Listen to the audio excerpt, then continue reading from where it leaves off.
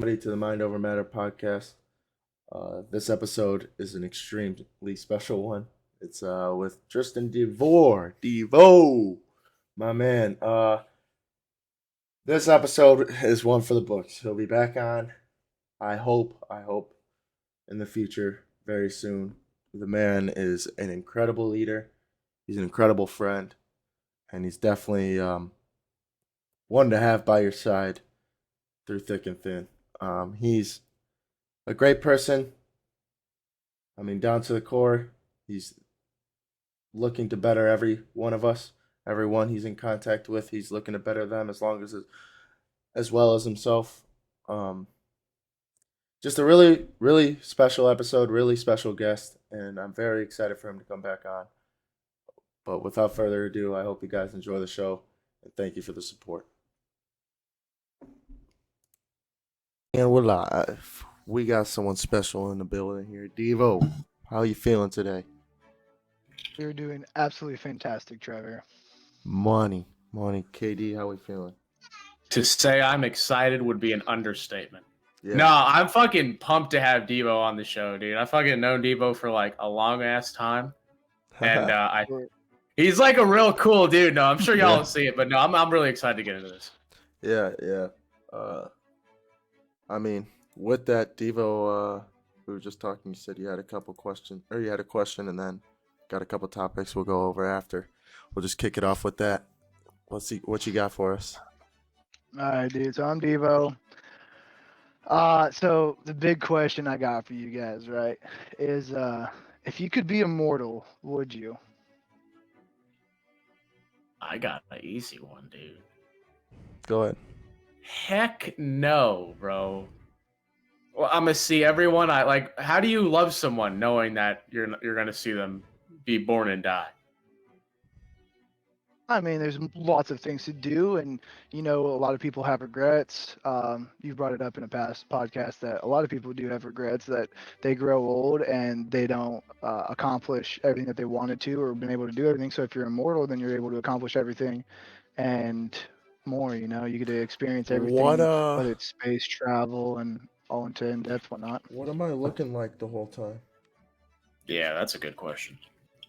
Let's just say your age right now, dude. You can get bigger or smaller, but your age is what you stay at. Like in Twilight, yeah. Basically. This ain't a bad. I mean, if I had to pick an age, yeah, it would be like 25 or 30. But like, I don't know, man. What are you gonna live to be 1,000,000? I mean, sure, man. Until the world ends, whatever the case is, right? Let's just say maybe there is a definite end. However many years down the road, or however many lifetimes down the road, right? But question is if you could be immortal, would you? Well, yeah, go ahead, Trevor. I would say yes. The ability to create something great over and over again, you could essentially be the god of the whole world. Yes, it's a lot of weight on your shoulders, but you could literally be the god of the whole world, creating so much good for the whole world. Now, it would take a while, bro. What? I'm glad you said yes, Trevor. Honestly, Katie, you upset me not saying yes. Get the fuck out of here, man! Yeah, everyone you know is gonna die. No, so look at this, right? Yeah, quit being a bitch, that bro. Aspect. But I wanted a yes. And the reason why I wanted a yes is because I actually saw somebody ask this question. And the person he asked said yes as well. And he's like, all right, well, what's even the point of getting up in the morning? Like, what's the point of getting out of bed? You could always do tomorrow. Like everything that you can do, you could always do it the next day. So what's the point in even trying to accomplish something if you know you could always do it the next day? Versus now where we know we have a lifetime, we know it's, let's say 100 years at max, you are going to have an accomplishment timeline and you're going to grind as hard and as fast as possible in order to accomplish that timeline or to accomplish that goal, So is being immortal even worth it? Would we even come up with half of these inventions and greatness that we, like humans in a whole, have come up with if we could have been immortal? Man. I don't think I would. Like, I'm a fucking habitual procrastinator, dude. Like, I will turn a paper in like an hour before it's due. So, like, for someone like me, if I know I'm gonna be a million or a billion, I mean, I could see myself saying, "Fuck it, I'll just start tomorrow." The definition of I could do it tomorrow gets even greater. Right? Pray to God, bro. I would not probably do shit. Cause like it's so easy, dude. Oh, I'll fucking do it tomorrow. Like college don't matter. If you could stay motivated, bro, the whole time, you could literally become a god. You'd have to be like an Elon Musk type person. Cause like theoretically, I don't think you'd get that much smarter. Man, you crazy as hell. Trevor, why would you be that much smarter? Like, yeah, you know what I mean. Like, is there not a limit to how smart you can be? Yeah, you're gonna brain dump something. Do you think there is a limit? Do you think you will achieve that limit in your lifetime? Yeah, I mean, I think there are people with like 200 IQs. I'm just saying, like, you give me all the time in the world, and I'm not going to be a genius anytime soon. It's just not going to happen. It would be like if you gave a monkey a bunch of books and like ways for him to learn. Is the monkey going to be that much smarter in 50 years? Like, it's still a monkey, you know? Like, I'm still fucking dumb. What's your answer, Devo? I don't know. After hearing the question, I was thinking about it, and it's like, honestly, becoming immortal would be cool. You'd be able to accomplish a lot. And like KD said, it would be rough being able to lose everybody that you've loved and like all the bonds and relationships that you made. But if you were a personable person and was able to communicate efficiently, then you would make new friends, as rough as it is. But then he hit me with that next part, and it's like, what would be your rush to accomplish something? And that's what got me. It's like, just strive to be great, you're right, bro. dude. Well, because then do you do multiple things, or do you only focus on one thing at once? Oh no, like, I want to be jacked. No, you can focus on one thing at once. If I'm staying this age at forever, now I can literally just do 100% into my podcast. Once my podcast I feel is good enough, it's been leading me into other things. Then I opened up a shop. Then I opened up an email. It just kept going and going and going. Your purpose is just like Forrest Gump, just show up on the doorstep. And if I'm immortal from age 24 to age 24 for forever, I mean, shoot, I'll take that. I mean, but like, what is going to be your motivation at that point? Sorry, Katie. Yeah, no, you're right. Because like at a certain point, you're only going to get so much money. No, who cares about the money? You can literally create this world. Not create, but modify this world into just such a greater place than what it is right now. Because then, like you said, you have so much money. We all know rich people are running the motherfucking world right now. You are going to be at the top, bro. You are eventually going to be at the top, and you will run the world. If you don't let the power to get to your head and you're a great person, we got money. We got money. The world has money. I don't think there's a person on this earth that wouldn't let that get to their head, bro. Man, you crazy as hell. Trevor, you're the most... Let me think about it right now. Yeah, you're the smartest or the most powerful person to ever exist in human history. But I don't know, now man. Check this, right? Yeah, break it down, Diva. So you have all this time to accomplish whatever you want, right? Why are we not doing that right now? Why we have a lifeline timeline? Like we only have so much time, so why are we not doing everything that we can in order to do this? Because the government makes it impossible to do anything now. Oh. I mean, false, man. To an extent, sure. It's false. To an extent, yes. But, I mean, it's been done. Things have happened. Like, you can do this. I'm not saying you're going to be the most powerful person in the world, but why is not everybody grinding in order to be the best? Describe we have your definition of grind. That's a difficult one. and it's hard to not necessarily describe, but to stick with. Explain. So Explain. I'm getting there. So just grinding. It's the getting up every day, whatever time works for you, but doing everything in order to make the best of yourself for that day.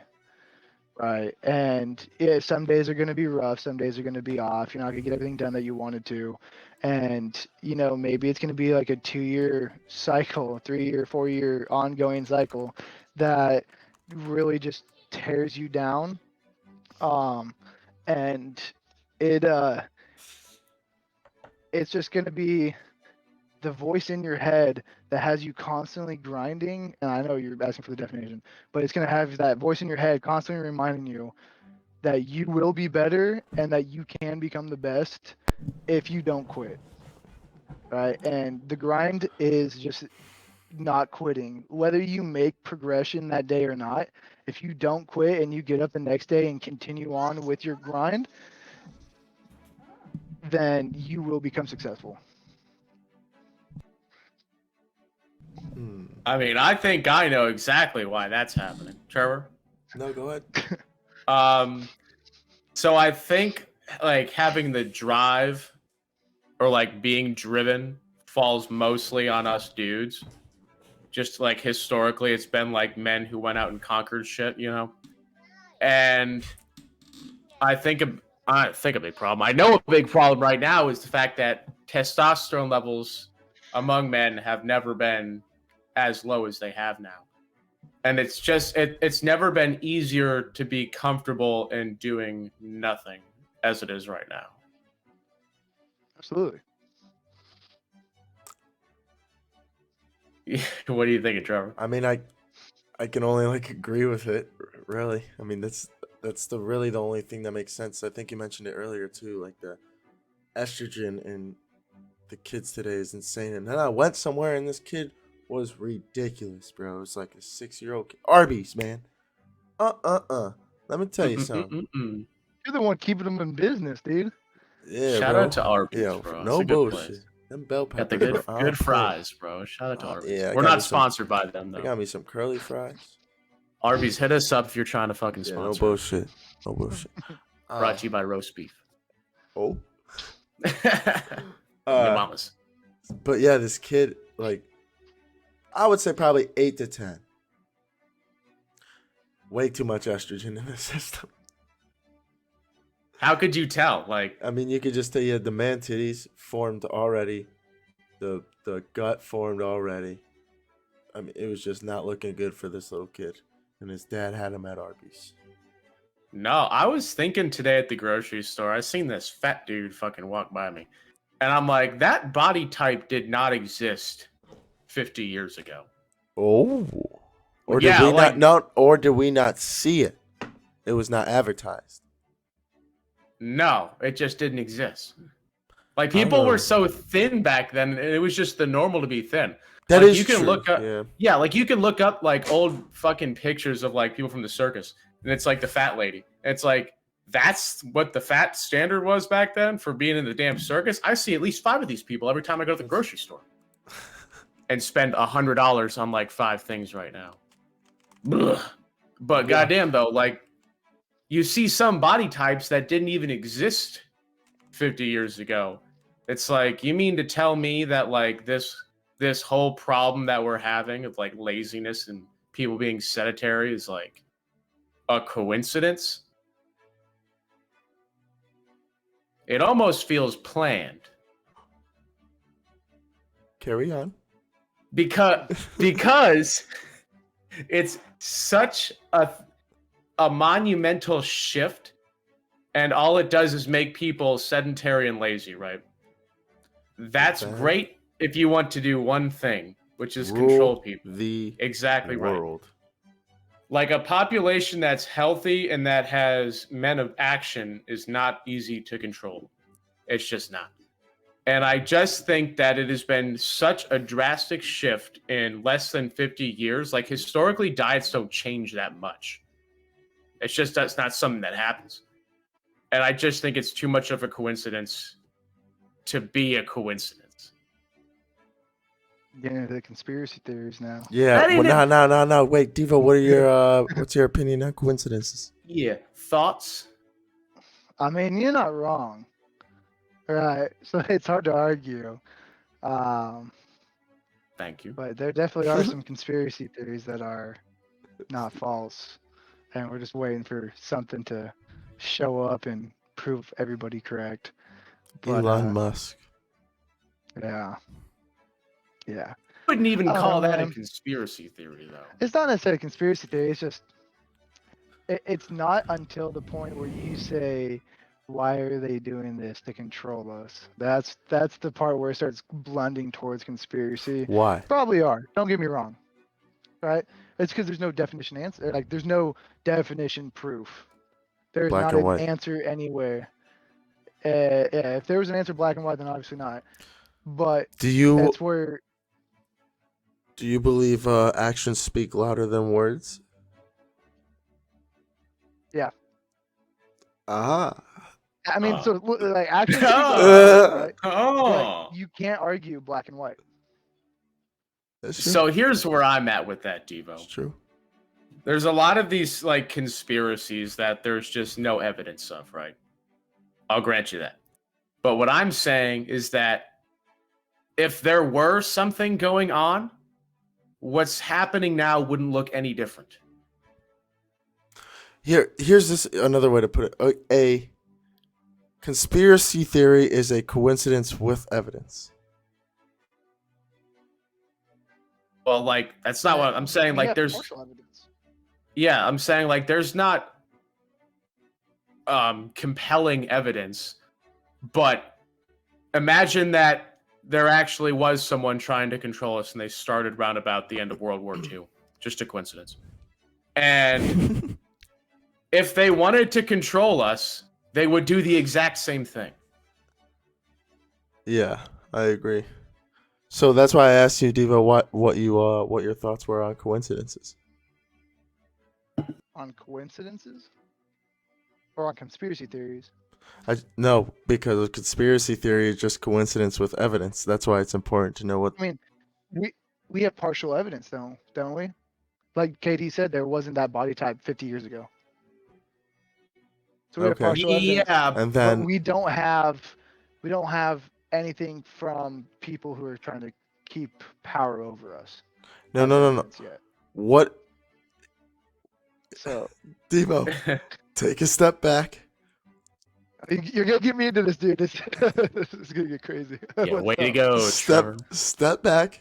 And what are your thoughts on coincidences? When a coincidence happens to you and you see it, what do you think? Oh, that's a coincidence. How about that? I don't know, man. It's kind of weird. Never been asked that, so it's just. It It's can be hard a good because- or bad thing.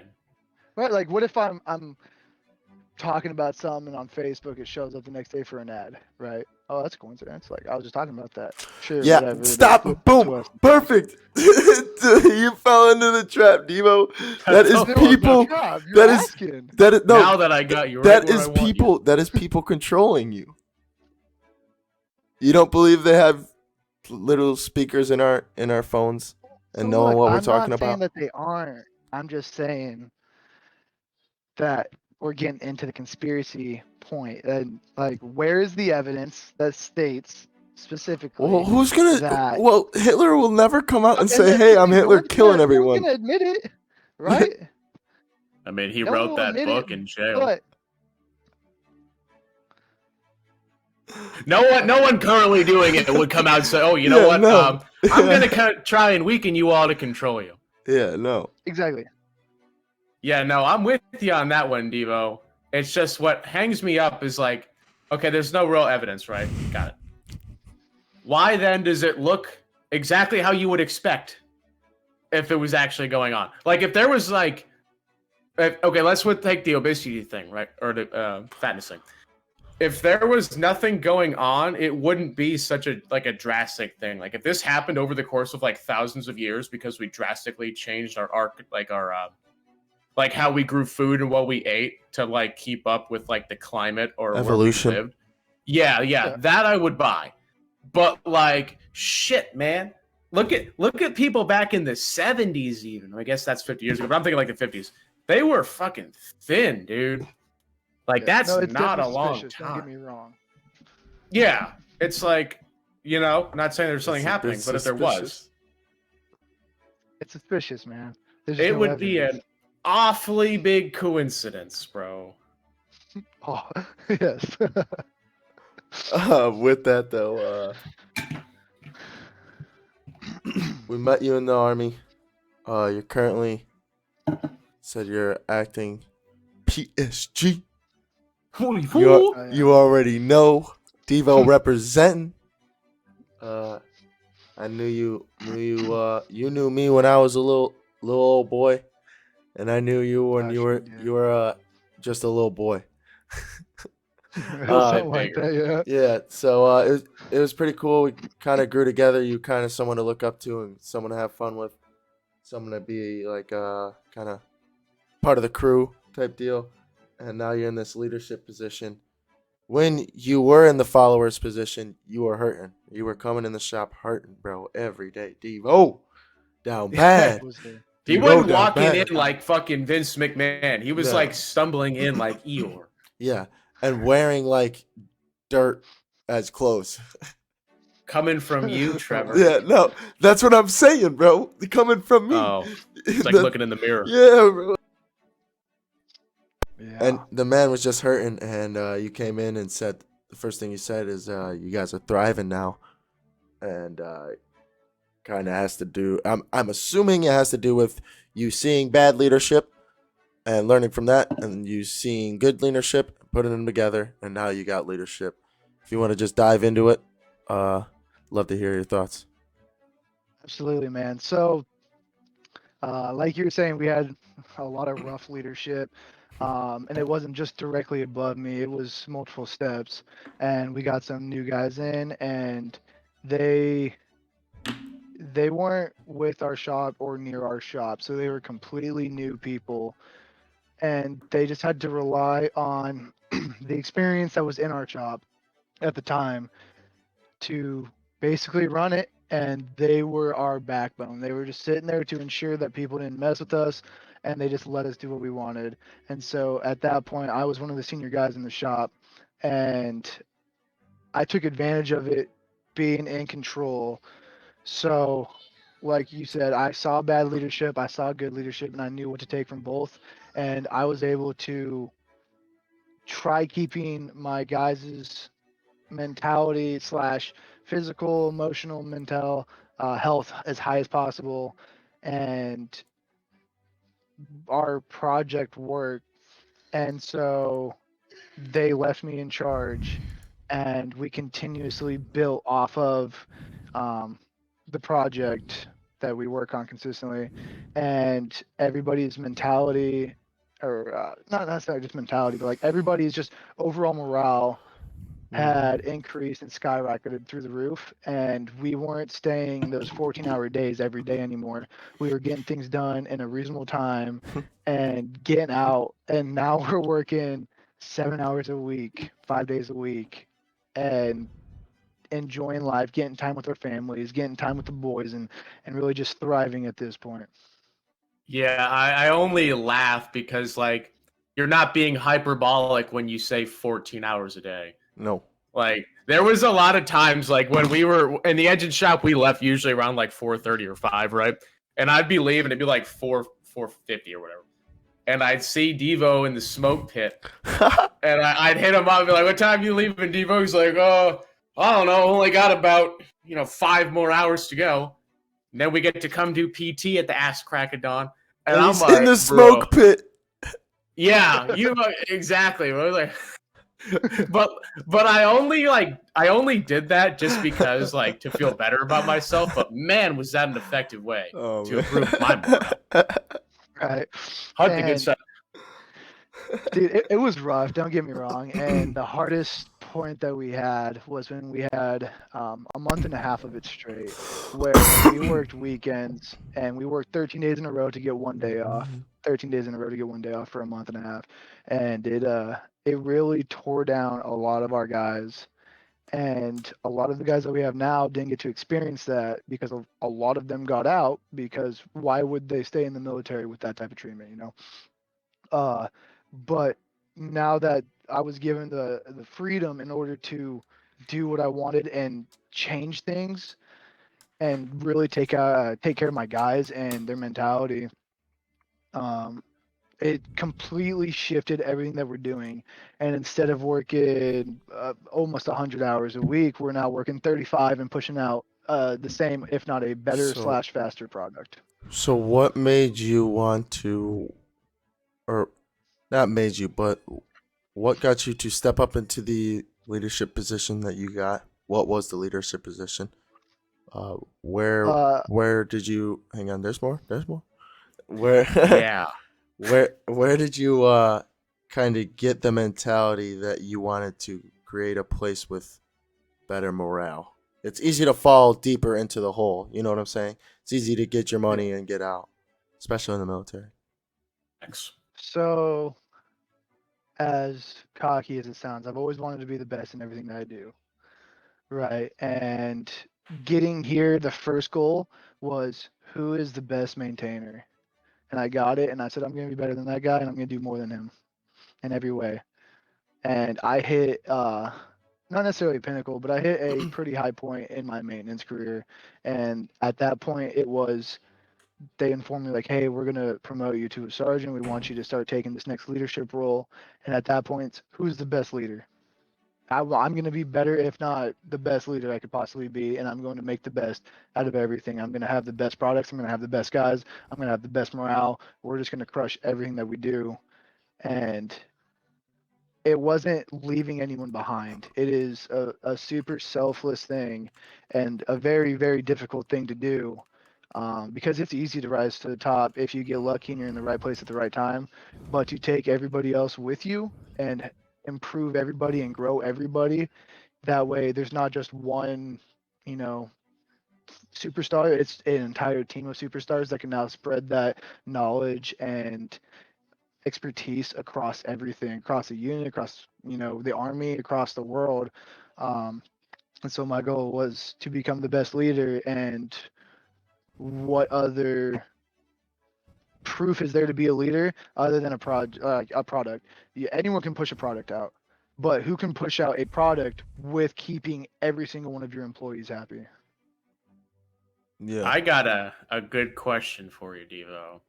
So So like I'm gonna share a story, and I think it really speaks to what Devo kind of like what he's all about, you know? So we were going TDY to Florida, right? And Devo had to get there before us and like set all this shit up, right? So when we got there, I guess we could like fall in and like, work or whatever. And so like we got there and like Devo fucking strolls out in like this Hawaiian shirt and like this shorts, I want to say. And it was like this, it was like such a nonchalant fit. And he's walking like it's all cool. And I'm like freaking out because like I got to get all this engine wash shit ready. And like I'm thinking, okay, hopefully I worked with Devo before. Like I knew he's a good dude, but I'm like, man, I don't know. And so I'm like, Devo, where is this shit? And he's like, oh, that's here, this is here, this is here. We bought this we didn't know about, but it's fixed. And then this is all this shit that's ready for you. And I'm like, bro, thank God. And so my question to you is, how did you kind of develop those other kind of make it happen qualities that I think really make it like an effective leader? Not just job proficiency, you know what I'm saying? All the other shit. just a life proficiency. Um, so a big portion of it came from my father. He too was in the military, and the biggest thing that he told me, or that my takeaway was, and I'm gonna have to expand more on it, is you always eat last. Your soldiers will always eat before you, right? And that's where that selflessness comes in, where no matter what, everybody else is gonna be taken care of before me because I can handle.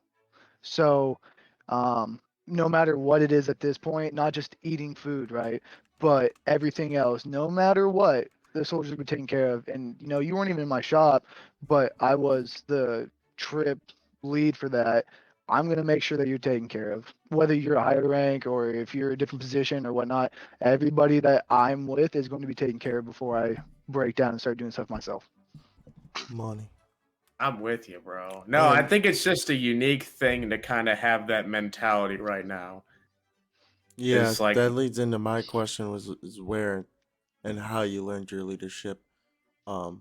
You were known definitely in the engine shop as the maintainer with 0 deployments. Oh wow! that ain't fair, bro. It was hard to get a deployment. No, it was. But where and how did you learn the leadership? Did you where? I guess kind of where the experiences come from and all that. So it's funny because I actually had Bob Plotz ask me this question the other day. Ooh, smart man. And it's a multitude of things, right? It's as silly as it sounds, video games were a part of it. We were gaming. Me and my brothers grew up gaming, and I always had to take that leadership role and be like, "Hey, we're gonna go do this. We're gonna do this, and then we'll move over here."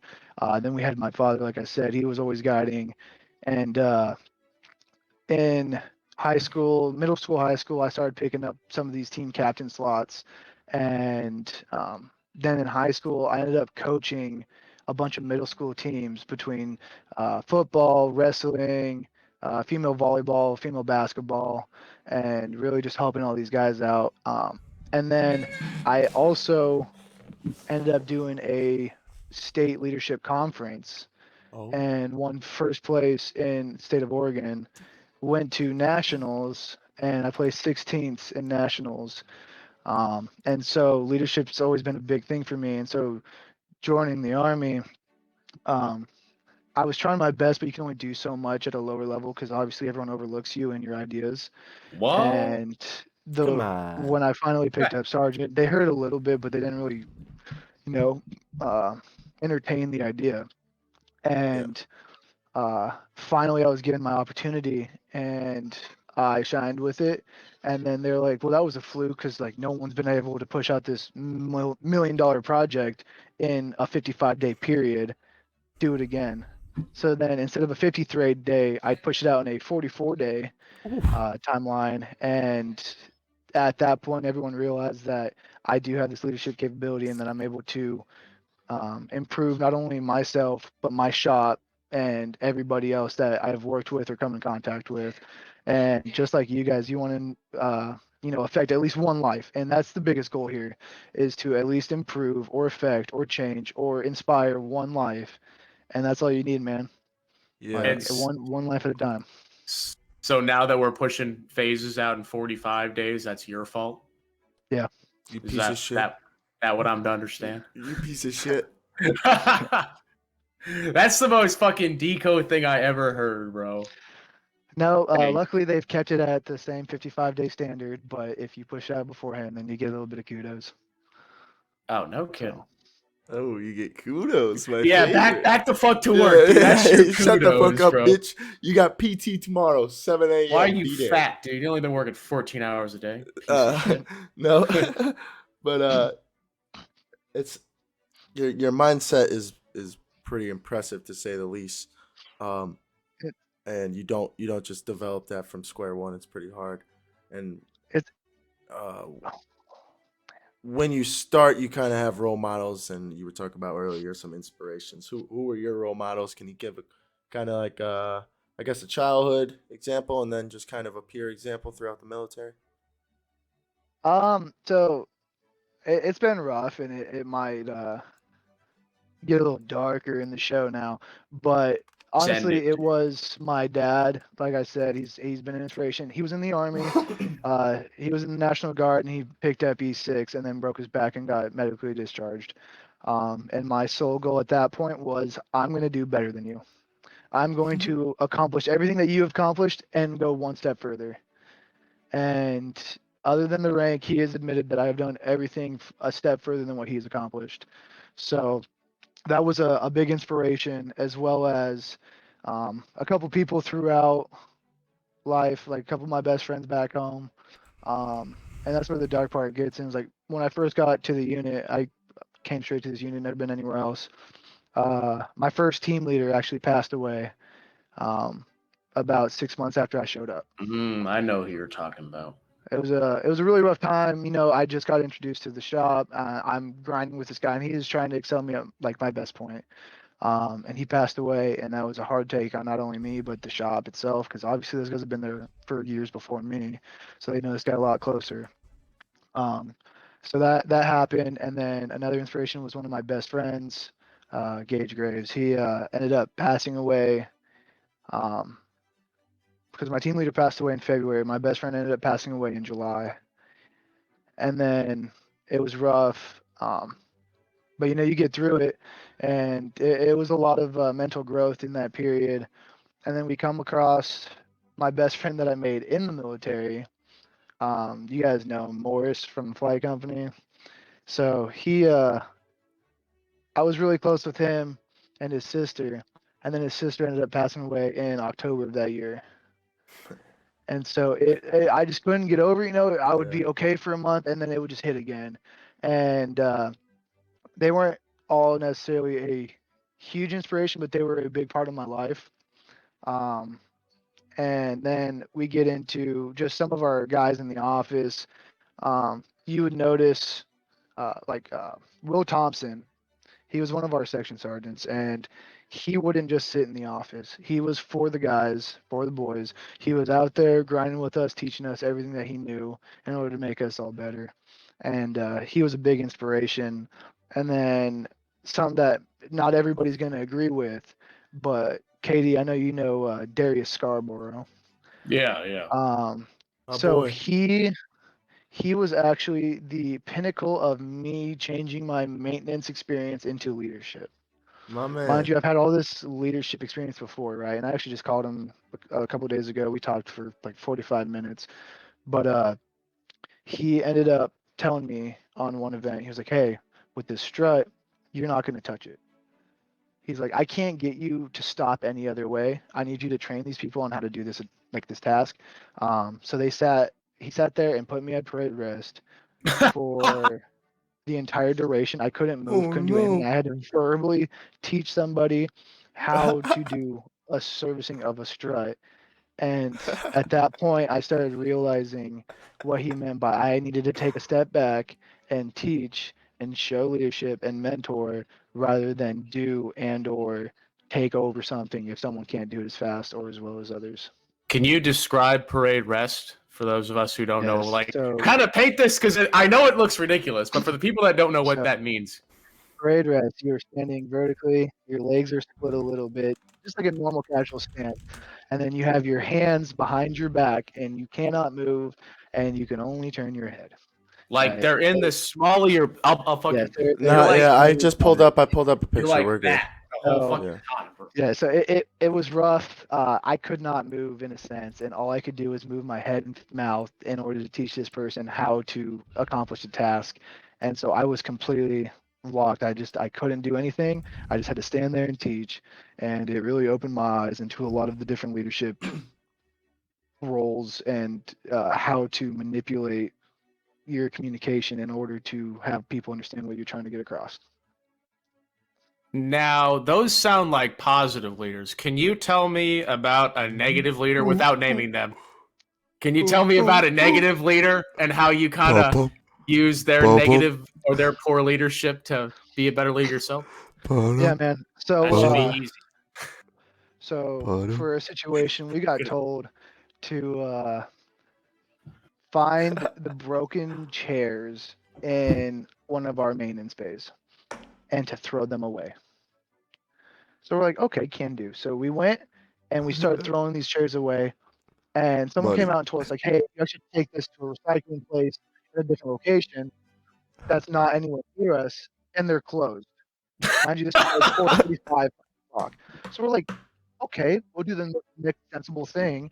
We stored all the chairs in one single pile to make it look decent. Like they weren't thrown over each top of each other. They were like lined out, all close knit. They were in formation. Yeah. What is it? Dress right, dress, motherfucker. All in. It was in an empty maintenance bay. We got a call at it was like 8 o'clock or 8:39, something like that, telling all of us to just our leadership, right? Because I was an E5 at the time. I was a sergeant at that time to return to the office. So we come flying in thinking something's crazy going on, and we got told that now we are playing Easter egg hunt with these broken chairs. We will find every chair in the 2 hangars, and then bring them into our specific office, make our office look like garbage, rather than having it just in a nice little pile to take in the morning. And so we spent the next hour and a half, 2 hours searching for broken chairs throughout 2 hangars. God. And seeing stuff like that, it was really eye opening. Mind you, I've had some questionable leaders in the past, but that was a big thing. That's like, why? Like, this could have been a tomorrow thing. We already had them nice. We're gonna take them tomorrow. You could have just called someone or asked. And then to go one step further with that same leader, uh, our maintenance book didn't necessarily reflect everything that was done on our project, right? And No. that Might as well leader, be Hitler, bro. Come the on. leader kept us there. At 5, he realized it was like 5:30. He realized that it was messed up. He then had everyone stand at the position that they just showed you, parade rest, in the maintenance bay until 11:30 That's without not talking, uncomfortable at moving, all. anything. Yes, so close to 6 Wait, hours. 11:30? PM. 11:30. We passed the 14-hour duty day. You mean to tell me Get the 23:30? fuck You mean to outta tell here. me 23:30? 23:30. Yes, he did not care. And at that Oh, point, no. that was the biggest turning point. Like, I've already seen bad leaders, but that was the biggest turning point of, I'm not going to handle this. I'm not going to do well with this, and I'm not going to let my guys stand for this because this is not what they deserve. And Yeah. there was a yeah. lot of change shortly after that. Yeah. Does he have a nasally voice, this guy? I don't know. He's You gotta a tell me special in case. tell me in the after show. Tune into the after show. Wait, for when you hear wait. it. Hang on. I'll pause it and we'll go right back. What? I never expected it to be him. Yeah, no, like that sounds exactly like some shit he'd do, bro. Yeah, no. But with all that, man, right before you mentioned it a couple times, for the boys having your back. We talked about hunting the good stuff. You want to just dive into the boys, what you mean? Just explain everything about it. Kind of start from square one. Let the people know what's up. So between significant of the boys, like everyone hears, oh, the boys, Saturdays are for the boys, and this and that. Like it's a real thing, and it's not necessarily those who are above you, below you, the same level. It's just everybody that can, in a sense, vibe with you and or your situation. And like these gentlemen were saying earlier, how they would watch me walk in like Eeyore into their shop. I was dragging ass. I couldn't do anything. Like everything was just bad. It was just everything was a negative thing. I couldn't get anything positive. And walking in and seeing them get lunch, dude, or like coming at 9, like this stuff was exciting. Like, yeah, they had time to sit down and eat, and it was just bullshit. Like they were able to talk about the night before. They weren't just sitting there nonstop grinding. And walking in, I would get the intro of a lifetime every single time I would walk into the shop, and they would just scream at the top of their lungs, didn't care who heard, DEVOOO! And if you heard that, you had best join in. And everybody we best hear at least 1 or 2 more. And I would not necessarily sneak off to their shop, but I would make it a goal in my day to go to the shop as many times as possible just to get that pickup boost, just to be able to, hang out and, reflect what's going on with my day. Yeah, because you already know Engine Shop had time to sit back and listen. It was glorious, man. And it wasn't like you guys would stop. Like you guys, some people would, or they wouldn't be busy and they would be able to talk. But like you guys actually showed an interest and cared about other people, not just in your shop, but just in the unit and other people that are going through the same pain, or you've been there, you've done that, but like just going and helping your boys out, like making it as enjoyable as possible. We're all coming to work, whether we like it or not. We're all going to work. You got to make the best of it, dude. What? No, So that's you guys- fucking legit, dude. Cause like in the army, everyone knows what it feels like when like work just kicks you in the ass, bro. Like we've all been there.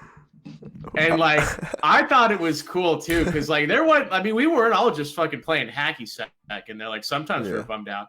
And then you'd walk in and it would be like fucking John Cena walk through the door. It's like yeah. It's like how you even get mad, you know? I was like, and it doesn't even have to be like. There'd be times I had to walk to a tech supply or whatever to go get a part or tool room, and Tebow's like neck deep in the top of a Blackhawk, like trying to fucking fix it. And I could see like his dirty ass boots barely bloused, sticking up out like hanging out of the top, like Tebow. Real quick, shout out to Tech Supply if anyone from there is watching, bro. And especially them old Tech Supply dudes. Y'all know who we're talking about. Shout out to Tech Supply. They the truth. We'll get you all on soon for sure. But yeah, no, that's exactly what I needed to get through a lot. And the biggest thing was just being able to reflect the attitude, you know, like you got boys looking out for you, and you got boys not only looking out but reaching out for you, and they'd come out like Katie was saying earlier. He would make his way out, whether Trevor was doing whatever Trevor was doing, but he would make a whole lot of nothing. And like whether I thought it was solely about me, right? Kevin could have talked to every single other person in the entire hangar. It didn't matter because he hit me up. He came out and was talking to me, and it made me feel like, I was actually cared for by somebody else, and he was able to, whether it was just saying hello or he was actually asking, like it just felt nice having someone at work to actually stand behind you and give a shit. And listen to you, bitch, because we know you, like, you never really did that bad. It was never like, and that's why we always came back for more, because we'd always show up, like Kevin said, it was a way to boost my morale. Like I showed up, it was, and you knew that, like you knew your role. Damn near. Absolutely. Yeah. And it was weird too, because like you'd always say how horrible everything was, but I'm like, I thought you were. It's gonna sound dumb I say, but I thought you were a good maintainer.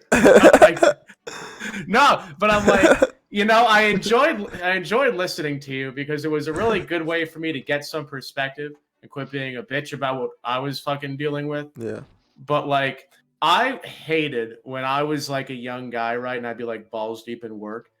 And there'd be like no one around just to bitch to, because then I'd bitch to my wife, and like she don't even know what a fucking LAS is. Like she's not gonna understand the manual, ACN. Yeah, no, ain't nothing worse than trying to come home bitch about some acronyms they don't know.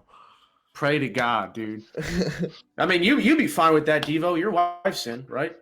She just got she ETS'd in January actually. Money. Shout out to her, bro. It's all about the money.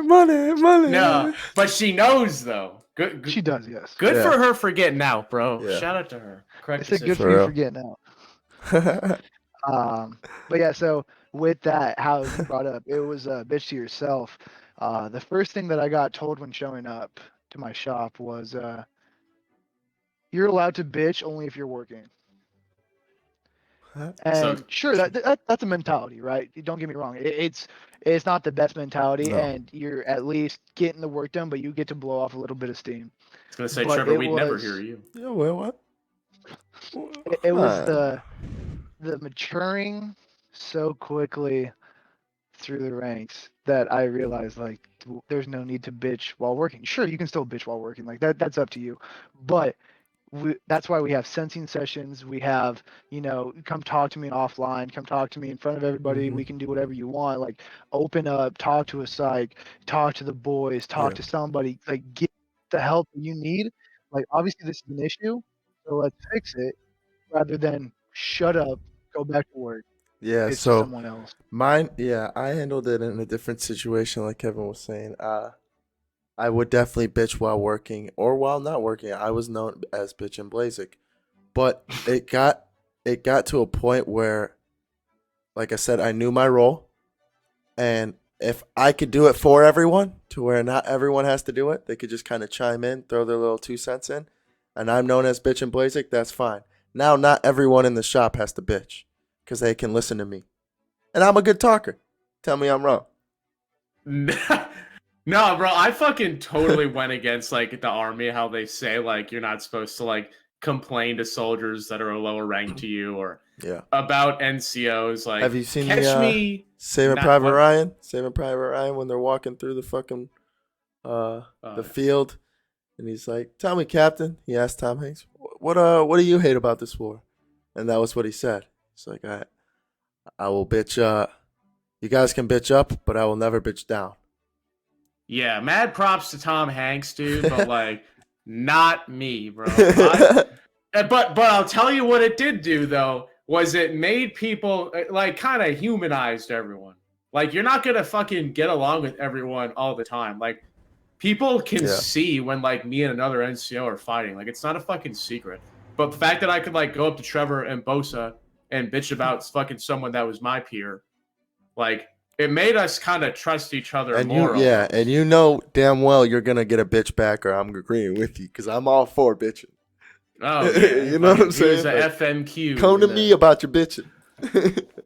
Yeah, no, but I think that's like it's not going to work in some places, but when it works, it's fucking Yeah, it is mint, choice. man. Yeah. Well, and you don't always have to bitch down. Like, don't get me wrong, I do. I don't care what people think. I still do, but it's not always bitching to the next level above you. Um, a lot of these first sergeants have an open door policy, and everybody's afraid of backlash and afraid of, the ridicule and embarrassment and fear and retaliation from in between leadership from where you are to that first sergeant. But it's not going to change unless you speak up, and that's why communication is going to be a huge thing. Um, Yeah. like you have to be able to do it, and that's Yeah. why at one point, luckily, it was after I accomplished a big goal for our unit. Um, I had some type of umph under my name, and I was like, I can't let these guys handle this. I can't live like this What anymore. was the goal? The 55-day Okay. phase. We pushed out in 53 days, which was the first time anyone military or civilian pushed it out within that timeline. Hey, Right. guess who was on that phase for the engine shop, baby? Yes, My sir. boy, Wearing dude. that penny, son. Wearing Probably that not penny, me, dude. son. I'm a fucking shitbag. But I probably wouldn't do No, that you were shit. probably on it, every TI. Shit Yo, bagging yeah, so upstairs. that's the was. big thing, right? Is I barely did maintenance because I was the project manager of that phase, right? And so I had to rely on my guys in order to do that maintenance correctly, safely, so the aircraft can get in the air. Um, so why would I shit on them? Why would I let someone above me shit on them? And so I had to go as high as I possibly could and reach out and be like, look, I have some type of respect and umph under my name now. We can't keep living like this. Like, can we at least talk about it? Yeah. And we started talking about it and like everybody in the room threw out complaints. And our first sergeant said, well, I can't do anything unless I know the name. I dropped the name and things He changed and gone. we got a different platoon Oh, sergeant, right? that's how that happened? That's how that happened, and it Batter wasn't up, anything to brag Oh. son. about, right? Like Boom. it's nothing to brag about or like to shit on him about, but his situation was also extremely different. He was able to progress through the ranks without having any soldiers underneath him Hmm. and only having to communicate to a handful of people. So when he got 35 soldiers underneath him, I've been living this. Like I was living with 8 people, and then all of a sudden we got 35, and life was great. I actually had people to do stuff. He never got to experience that, so he went from one or two maybe to 35, and it is a huge jump. And so as much as everyone shits on him, I will still give him some props because he was still looking out for us in some manner, but it was always a negative manner to us, or it affected us in a Yeah. harsh way It was before it got better. it's that perspective me and Kev always talk about. Just viewing two sides to the story. It almost sounds like you have Stockholm syndrome. Only because I know how bad this dude was. Well, Like, and so it was bad. I'm not gonna lie, yeah. but it was his purpose in a sense, right? His purpose was to make the shot better. It was to make phases come out faster, on time, safer, less or like cost efficient. Like he had these goals, but he could not execute them how they needed to be executed. Yeah, and like he did not communicate properly in order for them to be done correctly. yeah, he's still an NCO in the army. Like, hello. Yes. No, like I get it, you got a job to do, but like half your job as NCO is like health and welfare of soldiers. And like if all your soldiers want to jump in front of the nearest Chinook that's taking off, you know, I'm sorry, but like you got to have failed somewhere. No, but we keep talking about how bad it was, and there's a couple stories I talked about. Kev's got a couple stories. We'll have to get into that, I'm sure. But there's we've all been in a shitty moment, whether CONUS, OCONUS, with a group of people that we're almost forced to care about, almost forced to love, and you handle it as a team, whether it's bitching or like we said, we hunt the good stuff. And if you just kind of want to dive into that, Devo, just the definition of it, the idea behind it, and how you use it, be great. So, hunt the good stuff. Those who are in the military or at least the army will understand what it is. It's finding the best things when nothing is good. Right, like that's the Apt easiest way to put it, analysis. man. And it's man, it's rough. And some of those days are like the Murphy effect, or Murphy's law, where anything that could go bad goes bad. And the only thing that you can find to hunt the good stuff is, I woke up today, man, Yep. still breathing. And I'm sure a lot of people have been there, and it's not the best place to be, but it always does get better. And it it's a daily thing that you got to do, honestly, and you'll start to notice that it's a roller coaster, honestly, because some days you may have 5, 6, 7 things that are amazing, dude. Like you were able to accomplish this goal, you were able to get to this weight, you were able to, read a book, you were able to do something that was productive in your goal set. And some days it really is just, I woke up today and I'm going to sleep, and my goal tomorrow is to wake up, and anything on top of that is better. And hunting the good stuff in the military, like I'm telling you, when I was down bad with those boys, um, it was really, like I said, it was to make as many trips to the engine shop as possible. And like your soldiers shouldn't be wanting to do that, or your employees, whether you're military or not, your employees shouldn't be, I have to go see these 2 people in order to be happy. Like your soldiers slash employers should be excited to come to work, excited to grind out for you, willing to do whatever you need, willing to step up and ask what they need to do to help you. And like they do that from hunting the good stuff. They're like, you know what? Like my boss really stepped up. He did this. Like I should reflect. Like I should, you know, uh, reflect what they're doing. Like it's not that hard. It's only another 5 minutes or 10 minutes out of my day, but then it improves your leadership's morale, and your leadership will then reflect more onto you, like the employers. And it really does start with hunting the good stuff. Like because you can get down bad, and you can get down bad really hard for a long time. And you just got to find whatever works for you that can pull you out of that slump. Just like the other day that we were talking about music and how Katie listens to a sad song to get himself into that bottom of that roller coaster to shoot back up, right?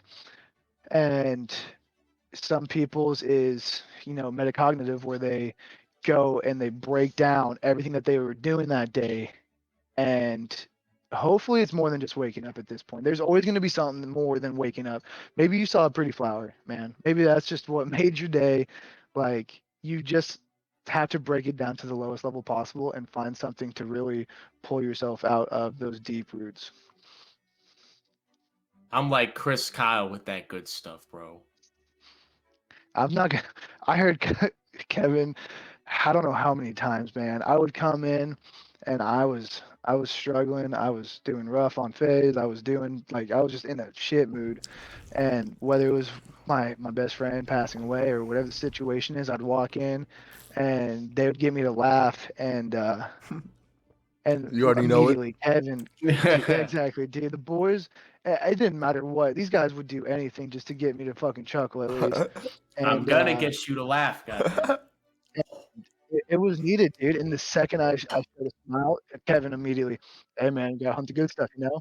Like, it's quick. Like, goofy as the Army makes it and how much they push it, and everyone's like, "Oh, okay, it's just another training." Like sometimes you really got to use it, man. No, yeah, Kevin. No, I see your ass laughing, Trent. Yeah, because man, I could go on for days about this, but one of the biggest like sarcastic things Kevin has given me is What? no, you just whore.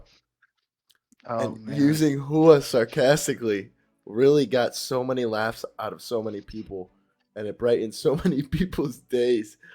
And I spread that around the hangar, man. I got so many people. I ended up saying it in a hockey locker room one night on like a Sunday night in Nashville, and I'm like, bro, I Yeah. can't say this here.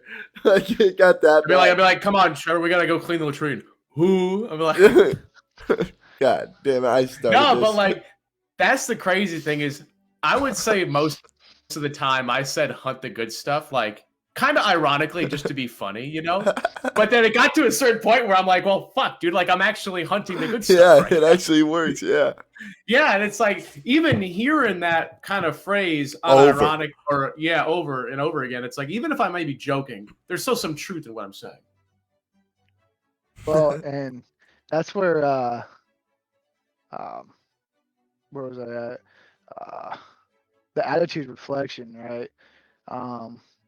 So whether you were down bad at that same time, right? You were able to provide me with a positive attitude and a positive outlook, well, no matter how down bad you were, and it would reflect on me, and I would come out with a better attitude, right? A better mentality. I was just like, you know what? Today's a shit day. I woke up. I'm gonna wake up tomorrow. Let's keep grinding. Like, let's just get this done so we can go home. I got some video games to play. I got something exciting to do, you know. And that's a big thing for the leadership aspect. Whether again you're civilian or military, sometimes you have to be the giver and not the taker, and it's going to be extremely difficult because you're going to have to be as selfless as possible. But if you fake an attitude, and I'm not saying be a smartass with it, you know, but if you fake an attitude and you really put on a big smile and a positive attitude, and just the world is going to be okay, man. Like everything's going to be okay. It's going to find its way. Other people are going to start reflecting on that. And their positive reflection, again, whether it's wrong or false or fake or whatever you want to call it, even if it's real, like it's going to start reflecting on you in a positive way. And by you faking it and giving it to your employers, they're going to return it to you, and yours will then become real, and you will have a positive outlook Yeah. on life. Yeah. So one, I relate to this a lot. Um, before I was getting out, before I was told I was getting out, and before I got divorced, I was the happy-go-lucky guy, and Brandon has talked about this countless times. I was the guy that was going in there smiling, and it would upset him because he's like, this world is so evil, and this kid's coming in here smiling every day. But it would brighten his day up. He just couldn't find the happiness. But then, if you do that to a certain point, you get crushed down if you can't take the world on your shoulders, essentially. So then I hit my divorce and I hit my medical discharge, and now I'm like, man, was this all just a joke and the world is actually evil and I'm just stuck in it and I just put on this face? So there is two sides, kind of. You got to balance it out.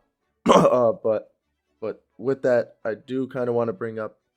You keep mentioning about struggling at work. We talk about your uniform and all that, but there is the struggle at home as well. And balance is always important. How do you balance work personal life when you're struggling at home? Like you were struggling at work and home. No, I was, but I mean, it's hard not to struggle at home when you're at work 14 hours a day in a shitty attitude, and then you go home. I mean, correct me if I'm wrong, but you had a kid at that time too, right? I had a kid in February of 2020, so Yeah. it was right towards the end of the struggle. Yeah, Luckily. and then COVID, bang. Bing bong. Which honestly, as rough as it sounds, COVID was a blessing in disguise because I got Yep. to spend a lot more time at home with the kid. Because if you ended up on someone else's trace form, then whether you got sick or not, you got sent home for 14 days. Don't mind if I do. So That's the oldest trick in the book. Yeah, Oh, don't mind if I why do, bro. everyone's chasing Who's the guy looking over my trace forms? Oh wait, that's Kevin. Oh wait, Kevin, not didn't you gonna- just get COVID? like, I'm not gonna lie, man. Like, it might have been a little suspicious when the entire prop and rotor and just Devo was on the trace form. I'm just saying. Just write D2 on there. I did. I was in the shop when shit happened.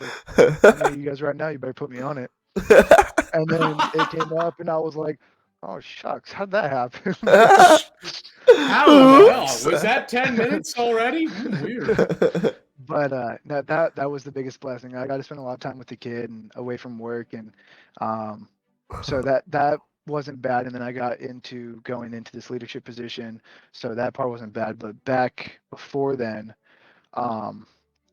I like I said in 2018, that's when all three of those guys passed, and we were struggle busing. Deployed at the end of 2018, came back in beginning of 19, and we were on a phase, and there was 3 people assigned to this phase, and typically it's like a 9-man team, right? And there's 3 people on this phase, and as soon as I got back from deployment, there was no leave, there was nothing. It was immediately, hey, thanks for coming back, get to work. Fall in. And I was like, cool, man. And this was the same phase that we did the 14-hour days on repeat, 13 days in a row for a month and a half straight. And did they just kick you in the nuts when you got to work too? that's Were you on basically half it, right? like, Kick you in the I mean, nuts, you take your guys wouldn't food, take know. your children, take your wives, say Did they get to hunk a work, loogie on bitch. your forehead when you got to work too? And They that's what rolled I'm you in saying, like, mud and dirty you guys oil. didn't know 'cause we were already working by the time you guys showed up, so you Yeah. couldn't have told us if we got kicked in the nuts or not. But but It's the we were oldest trick in the prepping. book. Got it right where But we want him. Yeah. during that time frame, I had just gotten a girlfriend, my now wife, and she was also in the army, and so she obviously had her struggles, and I had mine, and we were able to come home, and we were able to defuse only a little bit because we'd get home and we were both like, dude, our soldiers are retarded, or whatever. Like, oh, this is stupid. I This guy know did the this. This guy feeling. did that. Like, What? and there was no real decompression because one, I was going back to work within a 10-hour period. And it wasn't like I had 10 hours off. Like I obviously had to drive home after 9, eat, shower, sleep, get up in the morning, get ready, all that. Like whatever. It was not a 10-hour free period. It was more of a 7 and 8-hour period. Oh, so that was like between when you got off and when you had to come back was 10 hours. Yeah, it was 10 Okay, hours yeah. total. So you still have to do the driving, you still have to get ready, you still have to Yeah. do all this stuff, you have to work out. Like, Yep. it was a very tough period, and there wasn't a lot of time to work out, even though there's a standard to work out in the military. We just weren't given that time. And like I said earlier, we barely had lunches. We had split lunches. We tried keeping it to an hour, which is it's a decent lunch. Don't get me You wrong. But can't. like, You just what? Like Group A is doing it in this corner, and then Right. like high school, they do it Yeah, 11 to dude. 12, 12 to 13. The other Group A, yeah, 2 people sit over there, 2 people sit over there. You guys don't I talk. got sea lunch. Your food tastes better And- when your heels are together. Don't you forget it. and it was God. just rough. And then reflecting that back home, there was no decompression period for me because obviously I need to compress somehow. So I'm gonna play video games. Well, if I play any video games, or if I read a book, or if I do anything of like any single of my hobbies, which I can't do because it's night, I can't. Like I start losing out on sleep, right? So either A, I lose out on sleep and become a detriment to what we're doing, and I just work slower, more, malingering and whatnot. Smoke more, Or- drink more monsters. Right? Mhm. It's just not healthy, right? Or I'm able to decompress, or I get the sleep and I can't decompress appropriately, and so I just have this pent up anger in order to go crazy in a sense. Because like you said, with your Albert Einstein quote, the definition of insanity is doing the same thing over and over again, expecting a different result. And I mean, thank God I didn't have to do it. But could you imagine what would have happened if I did the month and a half of 14-hour days with the exact same schedule, not being able to decompress? Yeah. How long did you That have to would do be it? miserable, yeah. How long? For what? How long did you do it? Like never. I would lose sleep 100% of the time. No. Yeah. So what switched? I'm sorry. Like what do you mean? What So like switched? what Like, halfway you're like, look, I can't live like this. no, like I mean, at that point, it was just embracing it. Like there was no getting better. And another thing, you asked about some rough leadership earlier, but I forgot this part. The first weekend that we had to work, so we worked Monday through Friday. They're like, hey, we have to work this Saturday and Sunday. I was like, all right. So I told him, I was like, hey, Bro. mind you, whether it's real or not, right? I will admit I was a bad piece of shit. I was like, hey, I got to go to church on Sunday. And you know what I got told? Too bad. What? God forgives? Bring a podcast in. Dang, bro. Oh, what? Hey, I know a guy. Yeah. Right. So I seriously, they told me to bring a podcast and go put it on the big speaker so everybody can listen to a church thing. Well, And that's illegal too. whether I was religious or not, like that's besides the point. And I understand that we had a goal to reach and we didn't hit that goal. But again, there was 3 of us rather than 9. Well, once I got there, it was 4. But like it's just not good for anybody being in a situation like that. And some people thrive in it. Some people need the constant stress in order to produce something like that. But you have to know each one of your employers at a base level. And whether you are, like in this case, a platoon sergeant, I need to know at a bare minimum the section sergeants and even the team leads. It'd be viable if you knew everybody, right? But once you get to, like, let's say an Amazon level, you're not going to know every single person, right? You got a million people working underneath you. You're not going to know that. You got to know your basic leadership, your 10 guys, 15 guys, 50 guys, whatever it is, and they need to know everybody else, and they need to be passing Yeah. information And along. you gotta trust those guys. And each person is different, right? Just like each project is different. You wouldn't lead every single project the same. The only thing you can do is cook food, man. If you throw a hot pocket in the microwave for 3 minutes and you throw another hot pocket in the microwave for 3 minutes, it's gonna come out the same, right? But if you're pushing out a product or if you're pushing out something, like you can't do everything the same and people act the same way. So, maybe I can't yell at KD, but I can yell at Trevor and Trevor understands what I'm saying and works. KD just shuts down. Like you have to be able to reflect and bend your leadership style in order to help your employers succeed. And I mean, it's a tough job, man, but it needs to happen. For those listening, that was hypothetical. If I had to guess, the roles would be Yeah, no. reversed. Yeah, no, absolutely. Yeah, dude, if you came and yelled at me, Devo, I would just start crying. Get fucked. Exactly. Yeah. Well, and that's what I'm saying, man. Like, I have a soldier actually who he isn't a horrible guy, but he's Oh, God. no, just hear me out, right? Hear He's me not out. a horrible guy. Hear me out. Hear Oh, me he's out. a Hear me good out. guy. He just sucks. Yeah. Hear me out. that's Hear me okay. out. Hear me out. Hear me out. Okay. It's not that he sucks. He's one of the special ones, Oh, Oh I my know. God. Hey, Private Adams, you listening?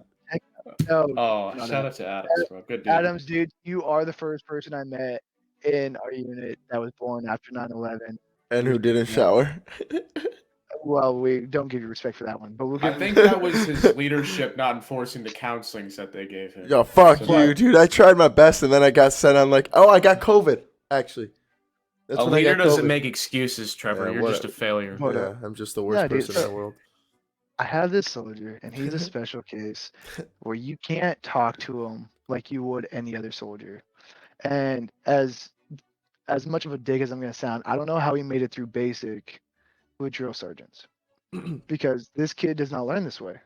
You have to sit down and you have to explain through a conversation everything that he's doing, and it's difficult because I'm not necessarily egotistical, but I am extremely confident in my abilities and capabilities of what I can do. Yeah. And he sees how I'm thriving, at least for now. He sees it and he wants to reflect it, which is awesome, man. Like if you got it, flaunt it, do what you can. Don't get cocky with it. He's doing things where like he picks up a fully mission qualified, right? So he progressed to the next maintenance level, and he thinks he's just this maintenance god now. right? And Wait a minute. you really have to sit back and you have to rein them in and humble them, but you can't just yell. You have to humble them with a true conversation and put emotions into it and be like, look, dude, you are doing good. Don't get me wrong, but you have to remember that everybody else has done this before you. Like Do you I would love for him to be the first one, but there's been other people, dude. Go ahead. is there a solution? Because you just said this man got FMQ, but still was not uh like a maintenance god. Well, and FMQ for those fully mission qualified is normally for engine shop. It was a checklist of maintenance tasks that we normally had to do in order to proceed onwards with our career and gain credibility. But in that was only maintenance tasks. There were no leadership tasks. There were none of that.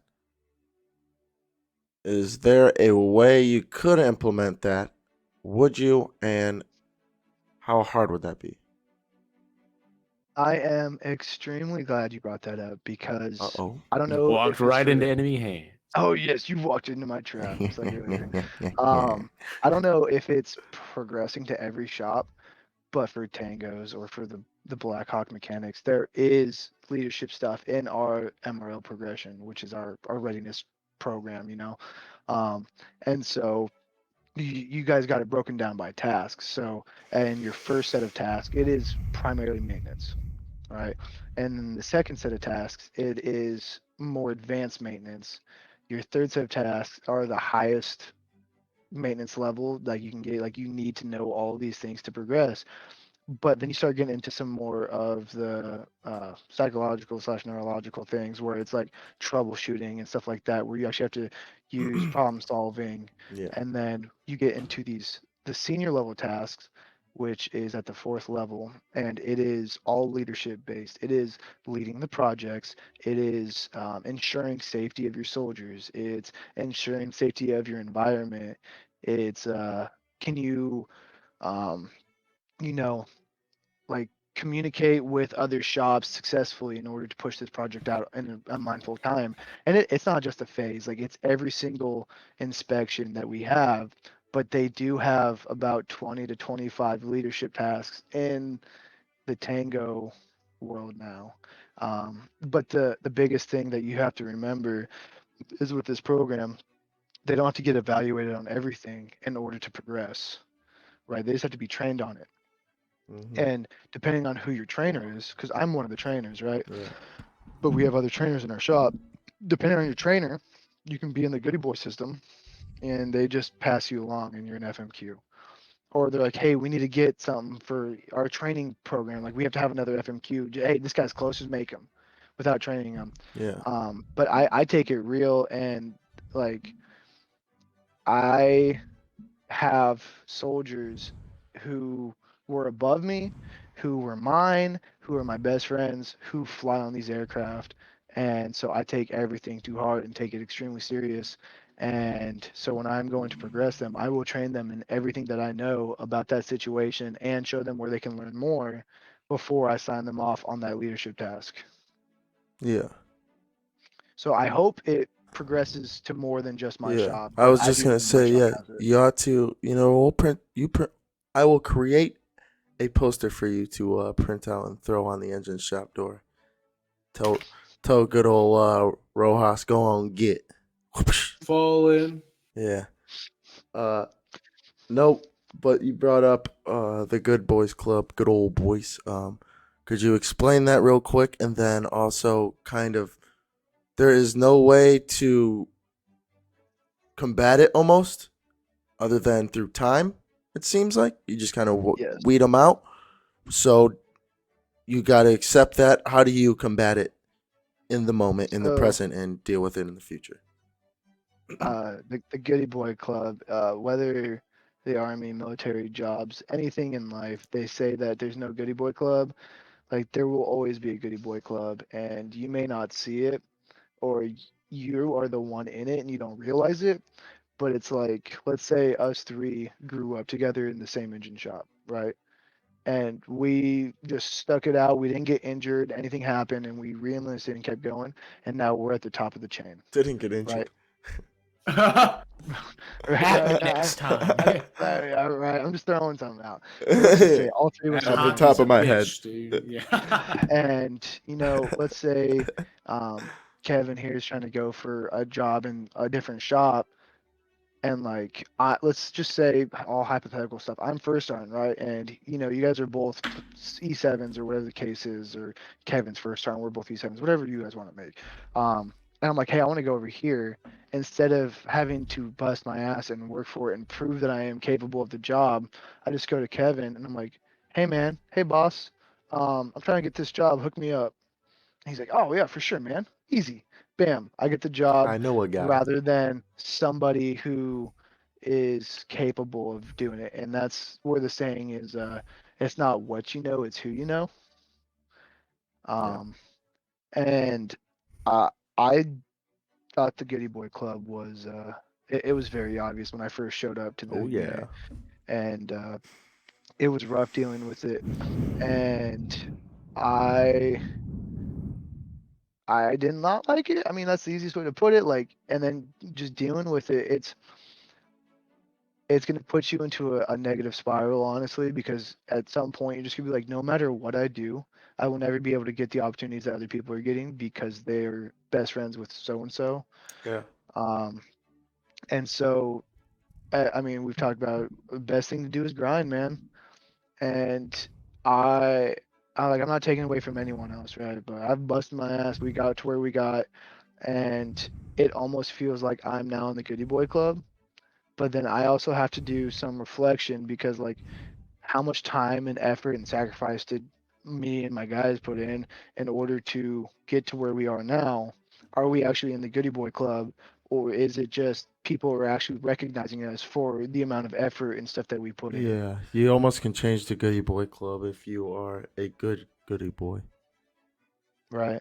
And so I couldn't tell you if I'm in the Goody Boy Club. Sure, some things may come my way that I didn't deserve, and they just needed a name. Maybe it's the right place, right time, but I don't necessarily think I'm in the Goody Boy Club yet. And if I am, then I hope we do change it into, hey, who works the hardest, who has the best work mentality, and who can actually produce something, rather than I'm cool with this guy. I drink with him on the weekends. Let's give him the job. I think you'd know if you were in it, dude. Yeah, it's very. I think the people who are in it abuse it. That's an easy way to know if you're in it. That's fair. But like, do they know that they're abusing it though? Like, Oh yeah. Oh yeah, bro. Hey. First song. Let me get this job real quick. They know exactly what the fuck they're doing, dude. No, but like, how do you know they don't just think it's like a friend? Like they don't view it as something malicious to be a part of. Yeah, I mean that's true, I guess. Yeah, like that's always something that I kind of struggle with on this subject is like I've had some people that I've been friends with, but those are usually the kind of hard workers anyway. So if like someone accused me of running this good old boys program, like someone did, it's like, okay, it's not that I like him because I fucking hang out with him. It's like I like him because he does a lot of work and he's smart. You hang out with him because you like him and he does a lot of work and he's smart too. Yeah, like, it's just I could just see it being one of those like seek and ye shall find type situations. Yeah. I love how all of your guys' comments always reflect into another podcast of yours. How do we do it? How do we do it? Don't mind if we do. Surround yourself with people you want to be. From 3. Right? So if you're going to surround yourself with hard workers, they're either like they're not going to maybe they won't drag you along, but they're not going to let you like be shit. Like you could be like, dude, these guys are kicking ass. Like, why am I just sitting here? Like, I got to go help them with something or something. Like, you will then become more progressive, and then you will reach out and get the initiative in order to do something like they are. And I love it, dude.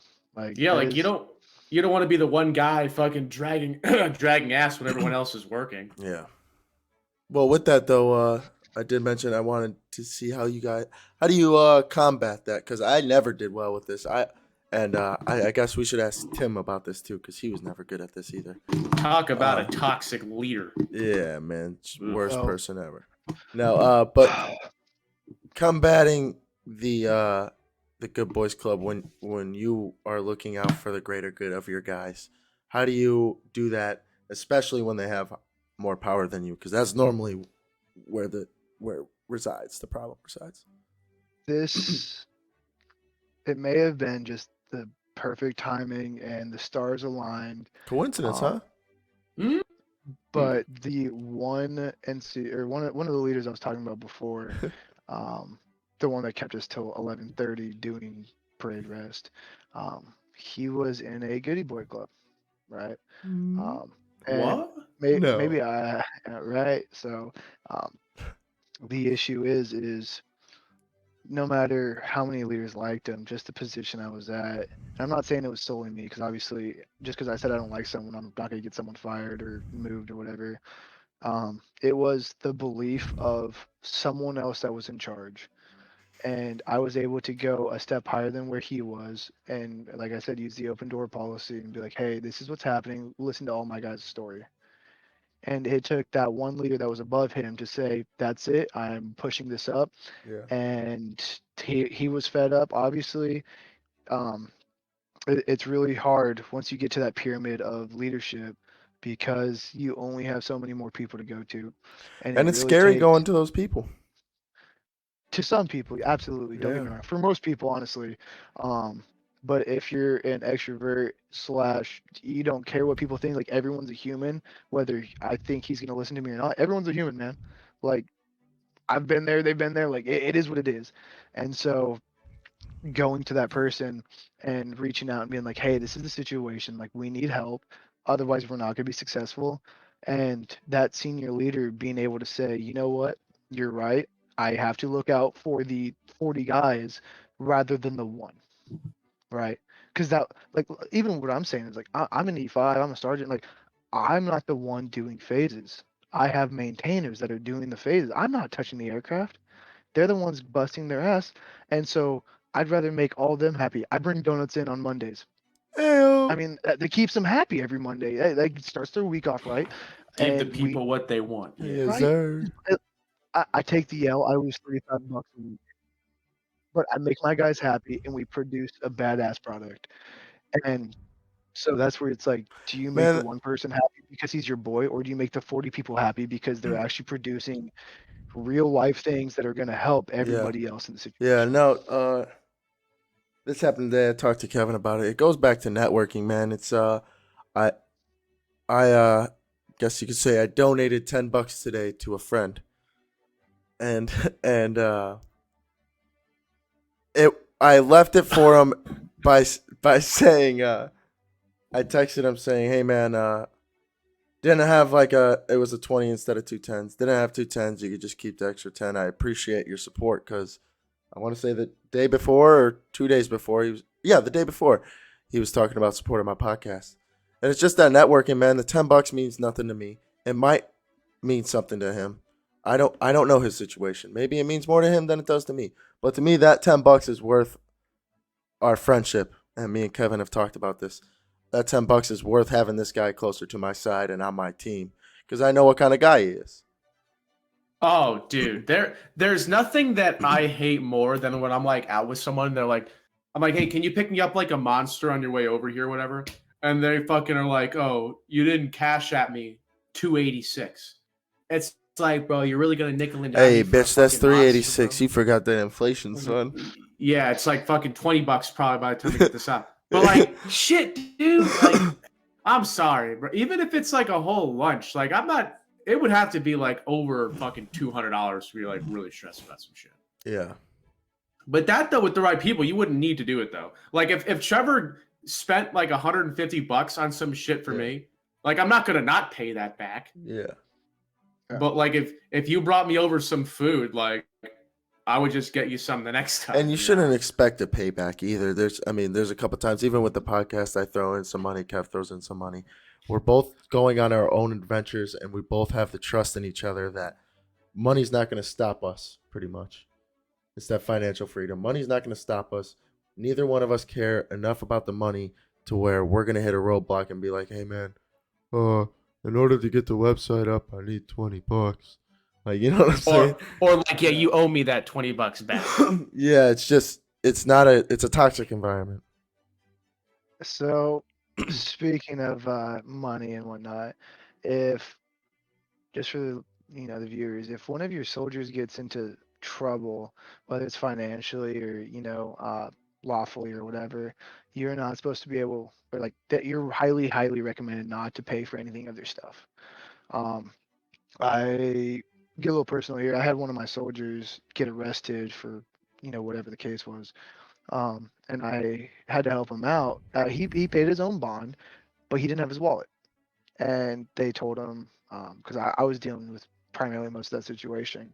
This toxic leader I had said, "Don't pay for anything for him. Take him straight to the barracks room. Drop him off." This kid went to the barracks room. He had no pillow, no sheets, no blanket, no food, no water, nothing. He had just a bed. That is all he had. Like a mattress.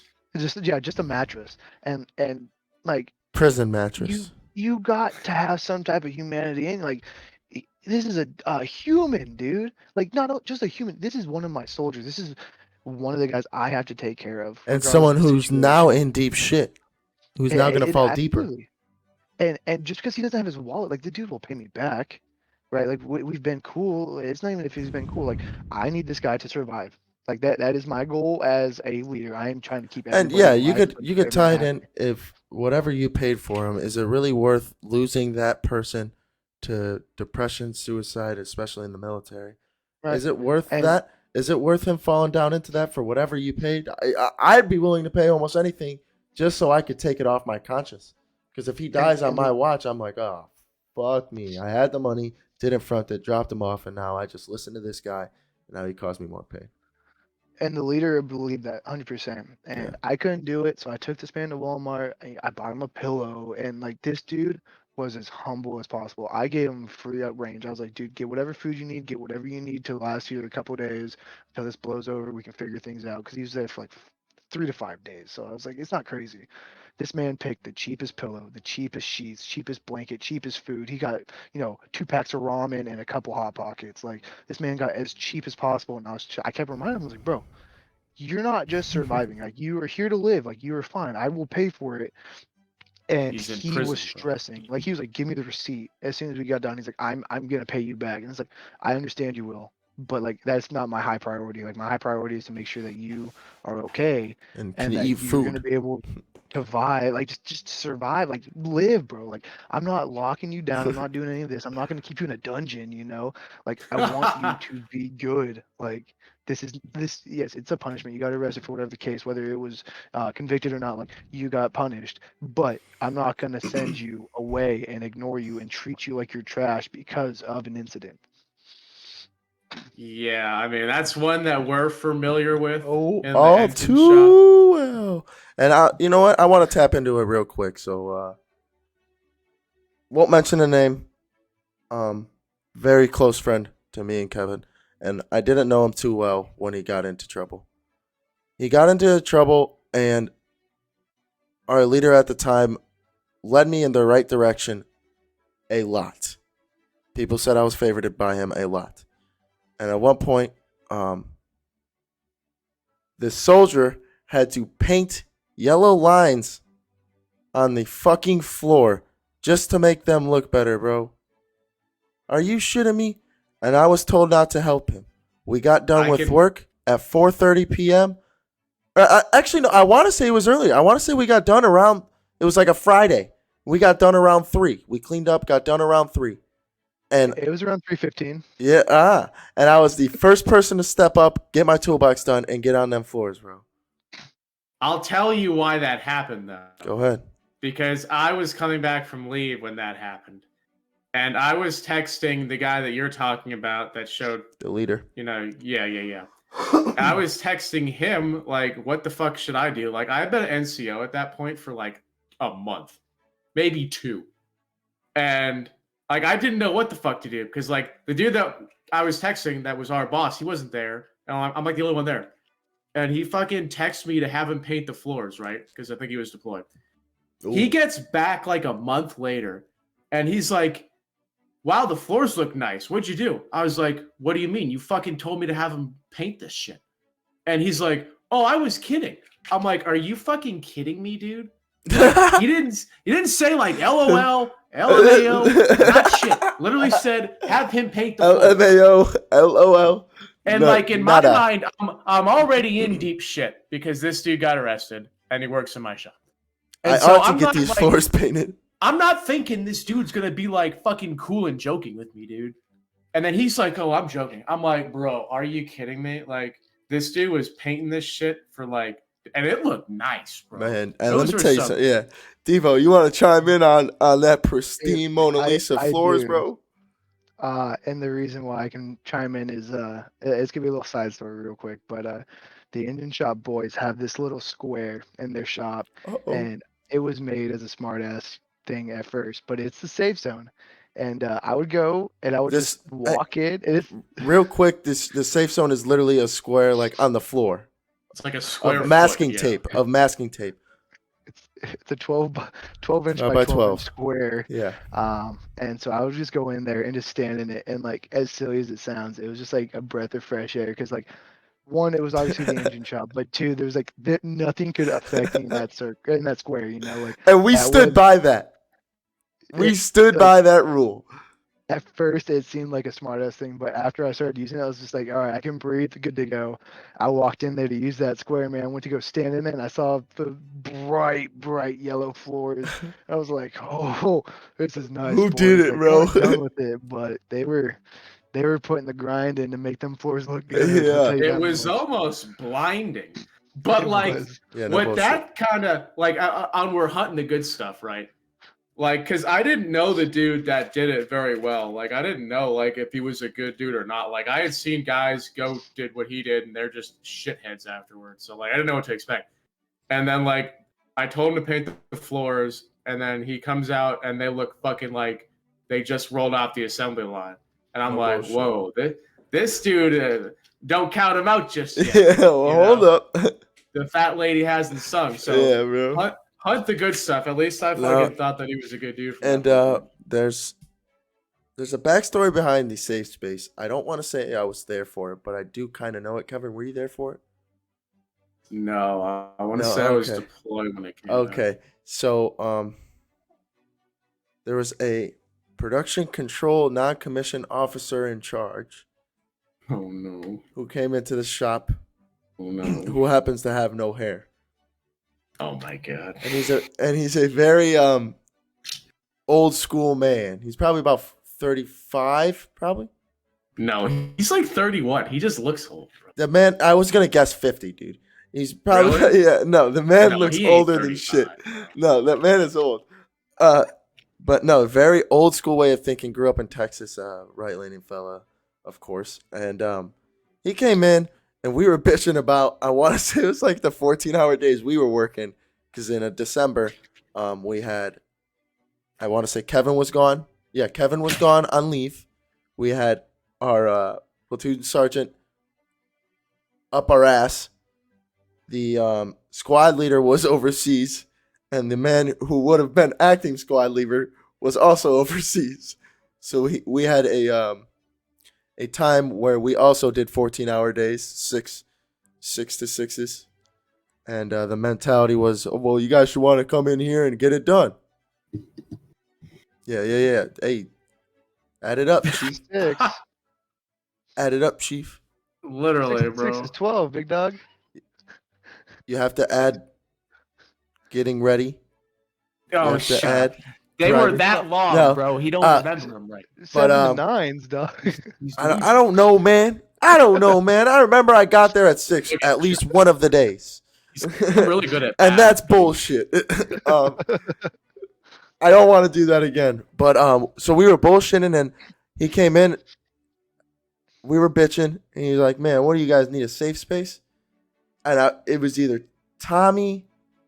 I want to say it was Tommy. Tommy brought out the masking tape, put it on there, and then I think it just stuck with it because the floor was always it was newer. It was some shit. The masking tape ended up sticking to the floor. It got so dirty to where it looked like shit, and the Squarespace stuck there forever. I wonder if it's still there. We ought to get a picture. It was when I left. I'll go tomorrow, dude. Oh, yeah. Yeah, I'll send it to you boys. That's But just it's needed, dude. Like it was a smart ass thing when I first saw it. Yeah. And so I said some bullshit. Obviously, I watched on like Eeyore, and someone was like, "Hey, stand in the square." Get And I you was in the like, square, bro. "Safe space." And Get it your was a tape. joke at first, but like we were just talking about, like the false attitude, just being the giver, not the taker. Yeah. Standing in it, it really showed that it didn't show everyone else like, oh, it was great, but like it was just like a false advertisement to me. Like nobody can affect anything that I do in this No, square, and like, no matter what. yeah, we stood by it too. Like if someone did come by and try to affect it, I mean, you best believe someone's yelling, "Hey, you better shut the fuck up! This dude's in a square space, in a safe space right now." You know what I'm saying? It wasn't just like we put it on there and then you came in and, "Hey, Devo," you sat there and someone left you alone. Someone would always try and talk to you because it's motherfucking Devo in the building. But you best believe someone's yelling, "That's a safe space. You better leave him alone." it's because it just worked, Bro, straight up. Straight up. You ain't gonna fix something that ain't broke. How are we looking on time, Trevor? Bro, we are at I'm an sure hour. we're fast, bro. We're Hour 40, we're man. Oh, dude, that's it. That feels so good. There was just so much to talk about, dude. I mean, we'll have more. I mean, shit, we can do as many as you want, man. Yeah, you already know you'll be back on, man. But you got anything to say real quick? I'm hoping this gets out to your soldiers. So you got anything to say to them? I'm gonna push it out to as many people as possible, and I really just want to thank you guys because, you guys are doing this, like I said, for at least one life, right? Even before the podcast, you guys helped change mine, and so all I can say is I really do appreciate you guys, and I hope this goes far. I appreciate it, man. It means a lot, especially coming for you. I looked up to you a lot, so feels weird. Yeah. But yeah, with that, KD, thanks for coming on again. Yep, right. Real quick, just thanks for everyone who watches us and believes in us. Got a lot of big things to come, and I'm excited to get there with all you guys. Thanks for watching. Yeah, the support. Me and Tommy, I want to say, talked about it yesterday morning. The support with the new good old boys, with the new Bois, is off the charts, man. It's been unreal. It feels great. I mean, it's like Cloud9, man. We're flying high.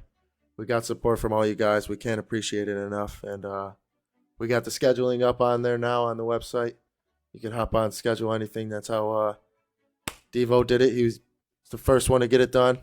Me and Fully functional. Super easy, dude. Yeah. Kevin and I get a text and an email, and it's good to go. Hope to see you on here more, Devo. Keep grinding, baby. And with that, fellas, we'll see you next time. Peace. Hey guys, just want to say thanks for tuning in to this episode of Mind Over Matter. Me and Kevin want to give a thanks to everyone supporting the channel. We appreciate it a lot. If you want to show some more support, you can head over to mindovermatterpodcast.net. Top right, there's a store. You could get some merch now. Still working out the kinks of that. It's all a work in progress, but with your guys' support, it's all been pretty easy. It's coming pretty naturally, and I couldn't be more thankful for everyone. Go ahead and head over to that website. You could set up a time to schedule with us. Me and Kevin are free just about any time of the week. We're looking to schedule anyone we can. All we ask is you throw in a topic, just kind of what you want to talk about, especially for the people we don't know. Throw your expertise or whatever you're into. Give us a little background knowledge, or show up a little early so we could talk about what we want to talk about. Once again, thank you for your support, and I only see this going up. See you guys next episode.